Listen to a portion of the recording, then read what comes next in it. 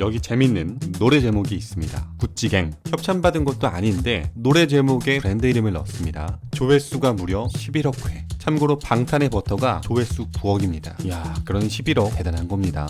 11억 회. 돈으로 환산하면 얼마일까요? 조회수당 홍보비 5원에 잡으면 55억. 그러니까 릴펌프는 55억짜리 홍보를 구찌한테 무료로 해준 겁니다. 재밌는 건 이거보다 더한 사람도 있습니다. 이건 제가 좋아하는 곡이기도 합니다. Wake Up in the Sky. 브루노 마스와 이 노래를 부른 래퍼는 심지어 이름이 구찌메인. 살아있는 광고판입니다.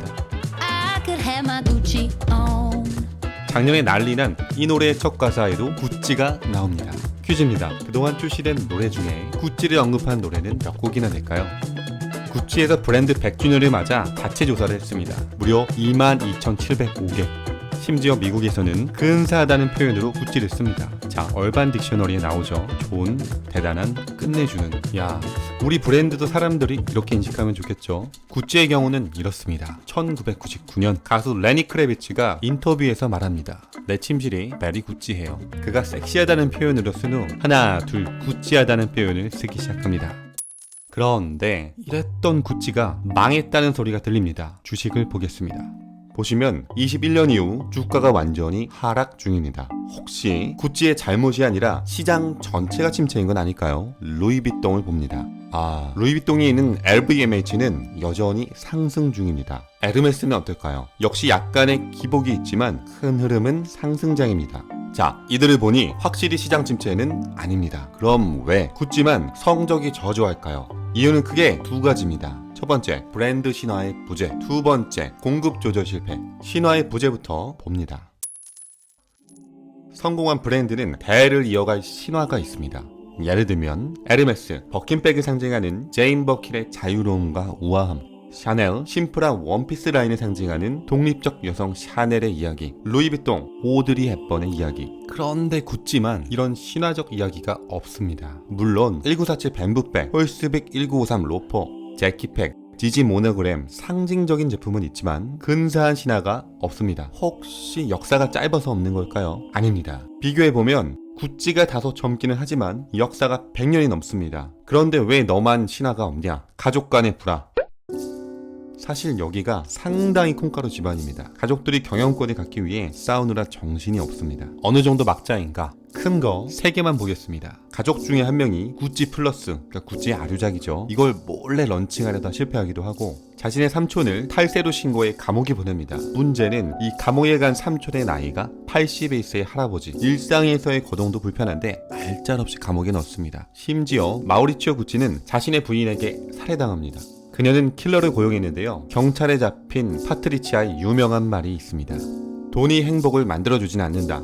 하지만 나는 자전거를 타고 행복한 것보다 롤스로이스에 앉아 불행한 게 낫다고 생각한다. 야, 중학생 래퍼가 쓴 가사 같죠? 당연히 당시 상류층에선 구찌 옷을 입는 걸 창피하게 여겼습니다.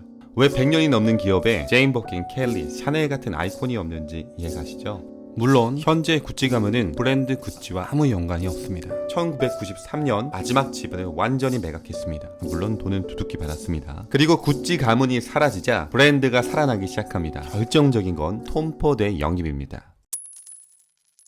자, 스토리가 없던 구찌에 기회가 옵니다. 1995년 톰 포드를 영입합니다. 그의 도발적인 컬렉션은 데이트를 쳤고 망해가던 구찌가 부활합니다. 초반에 언급했던 레니 크레비츠의 말 기억하시나요? 내 침실은 베리 구찌해요. 바로 이 톰 포드의 섹시한 컬렉션 때문에 생긴 말입니다. 그러니까 엄밀히 말하면 이 구찌하다의 시작은 톰 포드라고 볼 수 있습니다. 그리고 2015년 알렉산드로 미켈레가 들어오며 구찌는 정점을 찍습니다. 매출이 3배가 증가합니다. 자, 얼마나 디자인을 잘하길래 매출이 3배가 늘까? 그의 대표작을 보겠습니다. 기존의 홀스빗 로퍼를 재해석한 퍼장식의 슬리퍼, 디오니소스백, 그리스 신화 디오니소스에서 영감을 받았습니다. 마몽트백, 샤토 마몽 호텔에서 영감을 받았습니다. 샤토 마몽은 비버리힐스 초입에 위치한 호텔로 헐리우드 스타들이 은밀한 파티를 벌이는 곳으로 유명합니다. 그런데 볼수록 이상합니다. 톰 포드와 미켈레, 이렇게 잘 나가던 매출이 왜 꺾였을까요?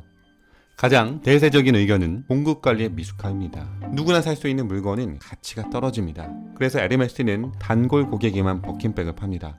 샤넬이 가방 가격을 올리는 것도 단순히 이익을 높이기 위해서가 아닙니다. 우리 백을 말 고객을 물갈이 하는 겁니다. 하지만 구찌는 반대로 갔습니다. 세일을 하고 더 다양한 상품을 찍어냈습니다. 현재 구찌를 보유한 키링 그룹의 대표가 자질을 의심받는 가장 큰 이유이기도 합니다. 정리합니다. 세계적인 독일의 건축가 미스 판데어는 말합니다. 덜어낼수록 풍성하다. 이 미학적 원론은 브랜딩에도 적용됩니다. 구찌의 경영진은 브랜드 자산을 만드는데 실패합니다. 에르메스와 샤넬처럼 공급량을 조절하지 못했습니다. 이 수요와 공급 원리는 너무도 간단하지만 제품이 빵빵 팔리고 돈이 착착 쌓이는데 생산량을 조절한다. 이게 실제 마주하면 선택하기 어렵습니다. 바로 그럴 때 구찌를 기억하시면 좋겠습니다. 많이 파는 것보다 갖고 싶은 존재로 머무는 게 중요합니다. 음식점으로 치면 테이블 수를 무리하게 늘리기보다 줄 서는 집이 되는 겁니다. 덜어낼수록 많다. 브랜드의 수명도, 디자인의 수명도, 심지어 사람의 수명도 소식할수록 길어진다는 게 참 재밌습니다. 마지막 질문입니다. 혹시 요즘 갖고 싶은 물건, 브랜드가 있으신가요? 간단한 음식, 옷, 차, 물건, 집, 브랜드 모두 괜찮습니다. 댓글로 공유해주세요. 혹은 잘 봤어요, 소리가 커요 같은 인사도 괜찮습니다. 더 좋은 자료를 만드는데 큰 도움이 됩니다. 자, 그럼